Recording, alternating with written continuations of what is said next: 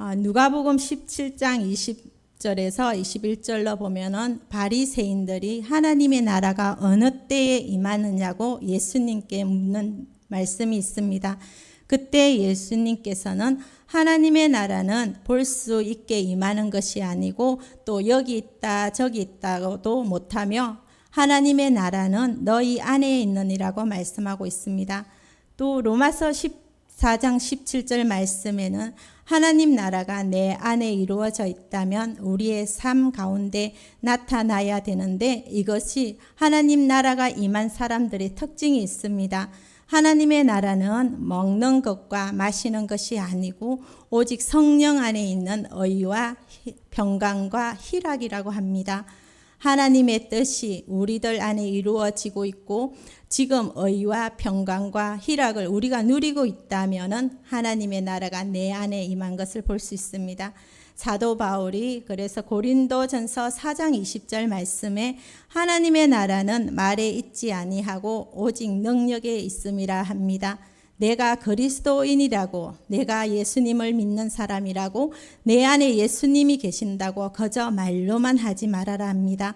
하나님의 나라를 말로 설명하는 것이 아니라 내 안에서 그 하나님의 나라를 이루면서 누리면서 살고 있는 거기에는 반드시 하나님의 능력이 있다고 말씀하고 있습니다.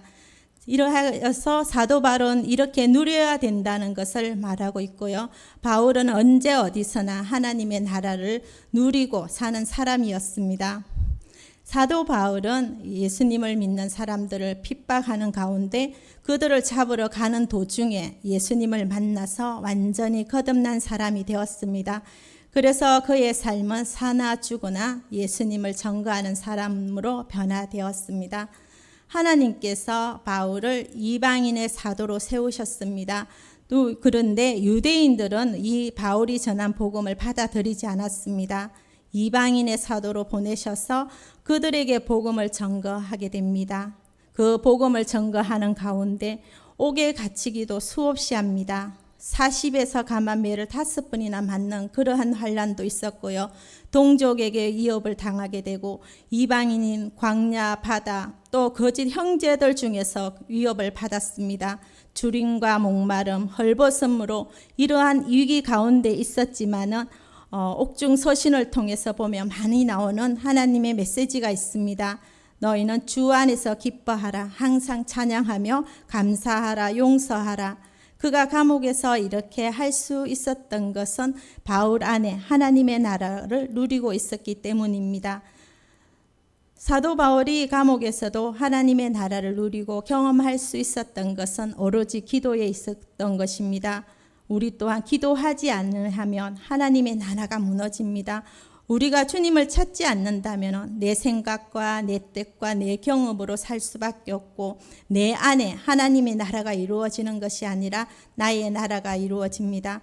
기도를 계속 우리가 한다는 것은 하나님의 나라를 세워간다는 뜻이고 또 기도를 하지 않는다는 것은요 우리가 하나님을 찾지 않기 때문에 구하지 않기 때문에 나의 뜻, 나의 나라가 세워집니다. 내가 주인인 나의 기도에는 특징이 있습니다. 늘 기도를 한다 하지만은 내가 주인이기에 내 안에 근심을 그대로 가지고 가고 내 안에 걱정, 내 안에 절망 가운데 살아갈 수밖에 없습니다. 오늘 그래 사도 바울이 오늘 이 기도의 중요성을 가르쳐주고 있습니다. 바울은 감옥에서도 기도를 부탁합니다. 기도를 계속하고 기도에 감사함으로 깨어 있어라 합니다. 여기에서 계속이라는 말이 나옵니다. 이 계속하라는 것은 힘쓰다, 또 집착하다라는 뜻이 있습니다. 집착이라는 의미는 우리가 마음을 버려야 하지만 버리지 못하고 계속 마음을 쓰는 것입니다. 계속 매달리고 또 지겹도록 매달리는 것이죠. 이것이 집착이라고 합니다. 그런데 이 사도 바울이 이 집착을 여기에 쓰고 있습니다. 너희들이 기도할 때 집착해서 기도를 계속하라. 의지적으로 하나님을 찾으라 합니다. 끊임없이 찾으라 합니다. 그렇게 하지 않으면은 우리의 마음이 다른 것을 찾게 된다는 것입니다.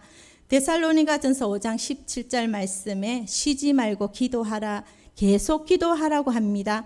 감옥 속에서도 고난 가운데도 할 수 있었던 게 바울은 기도였습니다. 기도를 계속함으로써 하나님께서 주신 놀라운 하나님의 나라를 그는 감옥에서도 누릴 수 있었던 것이고, 감옥 속에서 그가 누리고 있는 그 하나님의 나라를 골로새 교인들에게, 또한 오늘날 우리들에게 누리라고 권면하고 있습니다. 기도를 계속합니다. 그런데 그 기도를 계속하는 가운데서도 가장 중요한 부분이 있습니다. 계속하는데 기도에 감사함으로 반드시 깨어 있어라 합니다. 우리는 그냥 하는 것이 아니라 깨어서 기도해야 합니다. 여기서 감사와 깨어 있음은 기도를 바치는 두 기둥입니다. 깨어 있어라는 경계하다란 말입니다. 우리가 기도를 계속 할지라도 경계하고 있어야 된다고 합니다. 우리가 경계하지 않으면 이 기도도 계속하는 것이 무너질 수 있는 것입니다. 그래서 감사함으로 깨어 있어라 라는 말은 또한 경계하라는 말입니다. 감사로 경계해야 합니다. 감사로 하나님의 나라를 지킨다고는 말씀입니다. 원망을 경계해야 하는데 이 원망을 경계하지 않으면 밑빠진 독에 물을 붓기랑 똑같은 것입니다. 밑빠진 독에 물을 붓는다면 계속 붓기는 붓는데 계속 물이 빠져나갑니다. 원망이라는 것이 그런 것과 같다고 합니다. 밑빠진 독을 경계하지 않으며 내가 아무리 감사해도 원망을 한 동시에 그동안에 했던 인내의 수고들, 감사의 순간들이 그 원망의 독으로, 그 밑빠진 독으로 빠져나간다는 것입니다. 그래서 항상 말씀하시기를 하라고도 하시지만 경계하라고도 동시에 말씀해 주십니다. 원망, 불평을 경계하고 감사로 성벽을 쌓으라는 것입니다. 감사로 또 기도를 계속하는 것은 하나님의 나라를 무너뜨리지 않도록 감사의 성벽을 쌓으라는 말씀이며, 반드시 기도와 감사함으로 깨어있으라고 합니다. 빌립보서 4장 6절에서 사도 바울이 말합니다. 모든 일에 기도와 간구로 너희 구할 것을 감사함으로 하나님께 아뢰라. 하나님의 평강이 그리스도 예수 안에서 너희 마음과 생각을 지킬 것이다 라고 합니다. 기도하는데 우리가 다른 생각을 하지 말고 감사함으로 기도하라는 것입니다. 그리하며 그리스도 예수 안에 있는 평강이 우리의 마음과 생각을 지킨다고 하십니다. 내가 하나님의 나라를 세워가는 것 중요하지만은 무너지지 않게 경계하는 것 중요합니다. 사도 바울은 영적 진리인 이것을 알고 있었던 겁니다. 그래서 그는 기도에 집착하라, 감사에 집착하고 기도와 감사에 집착함으로써 하나님의 나라를 그 안에 세워갈 수 있었고 그 안에 소유할 수 있었고 또한 하나님 나라를 누릴 수 있었던 비결이 바로 이 감사와 기도입니다. 감사로 성벽을 쌓는 것입니다. 우리 안에 하나님의 나라를 세운 것만이 최종적인 목표가 아닙니다.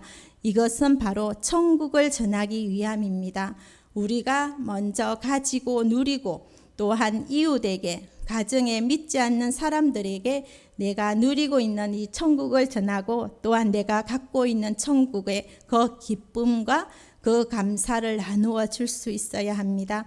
이게 바로 하나님의 꿈이기 때문입니다. 하나님은 하나님 나라를 소유하기를 원하십니다. 그리고 누리기를 원하십니다. 우리를 통하여서 내 안에서 나를 통해서 바깥으로 이웃으로 또 세상 속으로 주님은 하나님의 나라를 전하기를 원하시는 겁니다. 예수님이 천국에 계시면 하나님의 나라를 누리고 계시겠지만 이 땅에 오셨습니다. 하나님의 나라를 우리에게 주시기 위해서 오신 것입니다. 자신을 내어주시고 십자가에 못 박혀 죽으심으로 생명까지 주셨습니다. 예수님의 피로 공로로 믿는 우리 모두에게 하나님의 나라를 주시기 위함입니다. 우리가 이 사실을 믿음으로 구원받아 또한 하나님의 자녀가 되었습니다. 우리 안에 하나님의 나라가 이루어진 것입니다. 예수님이 이 땅에 오셔서 가능한 것입니다. 그렇다고 이것이 또한 끝이 아닙니다. 주님의 모든 사역이 천국 복음을 전하신 일이었습니다. 첫 사역이 하나님의 나라가 가까웠으니 회개하고 복음을 믿으라는 첫 말씀이었습니다. 그리고 주님의 마지막 십자가 사역의 모든 것을 마치시고 주님은 제자들을 부르셨고 하나님 나라 천국을 먼저 허락해 주시고 소유하게 하시고 누리게 하심으로 말미암아 우리를 가정에 각 사역지에 직장에 사회로 파송시키는 것입니다. 하나님의 나라를 또한 소유하고 누리게 하시는 이유는요, 우리가 잘 먹고 잘 살기 위함의 목적이 아니라 천국 복음을 전하기 위함입니다. 하나님은 우리에게 천국을 누리게 하시기 위하시고 또 전파하기 위하고 계십니다. 전파의 통로는 또한 중보의 기도입니다.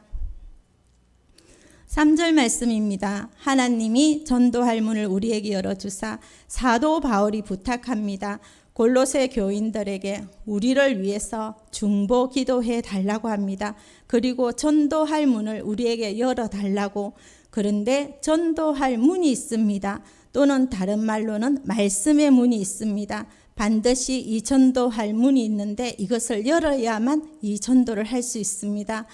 믿지 않는 사람들에게 복음을 전거할 때 그들 앞에 전도의 문이 있습니다. 이 전도의 문이 닫혀 있다는 사실을 우리는 알아야 합니다. 그래서 복음의 전도자들을 위해서 반드시 필히 해야 할 것은 이 복음을 받아들이는 이 전도의 자들을 위해서 꼭 해야 할 것이 바로 기도입니다. 믿지 않는 부모나 이웃을 위해서 그들에게 말씀의 문을 열어주시기를 기도해야 합니다. 그리한다면 말씀의 비밀을 전할 수가 있습니다. 바울이 간절히 부탁하는 중보의 기도입니다. 하나님의 나라는 돈으로도 갈 수 없습니다. 힘으로도 갈 수 없고 우리의 지식도 우리의 선행으로도 갈 수가 없습니다. 하나님의 나라를 가질 수 없고 소유할 수도 없고 누릴 수도 없습니다. 오직 예수 그리스도로 하나님 나라를 소유할 수 있고 또한 누릴 수가 있습니다. 기도가 없이는 말씀의 문을 열기가 힘듭니다. 우리가 이 중보 기도를 하면 하나님이 닫혀진 말씀의 문, 전도의 문을 활짝 열어주신다고 하셨습니다. 에베소서 6장 19절에서도 사도 바울이 에베소 교인들에게 똑같은 말을 중보의 기도를 부탁하고 있습니다. 또 나를 위하여 구할 것은 내게 말씀을 주사 나로 입을 열어 복음의 비밀을 담대히 알리게 하소서라고 할 것이니 전도 대상자들을 위해서 서로서로의 기도하기를 원합니다. 그리하면 내가 마땅히 할 말로서 이 비밀을 나타내리라. 그리하면입니다. 너희들이 나를 위해서 이렇게 기도하면 내가 마땅히 할 말에 그 비밀을 나타낼 수 있다고 합니다. 중보의 힘으로 바울은 복음의 전도자의 사명을 감당할 수가 있었습니다. 5절입니다. 외인에 대해서는 지혜로 행하여 세월을 아끼라. 그리하면 각 사람에게 마땅히 대답할 것을 알리라. 하나님의 나라를 이루는 통로는 하나님이 중보 기도로 통하여서 문을 열게 하는 복음 전도입니다. 외인에 대해서는 불신자들을 말합니다. 그들에 대하여는 지혜로 행하여 그들의 주위에 우리가 항상 있어야 되는 것입니다.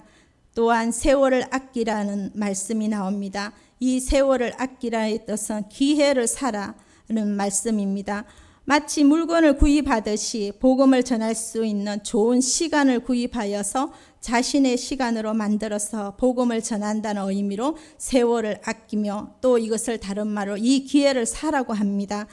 여기에 불신자들과 우리가 교제함에 있어서 시간을 그냥 허비하지 말고 때를 살펴 적절한 시기를 복음 전파의 기회로 활용하라는 의미도 포함되어 있습니다.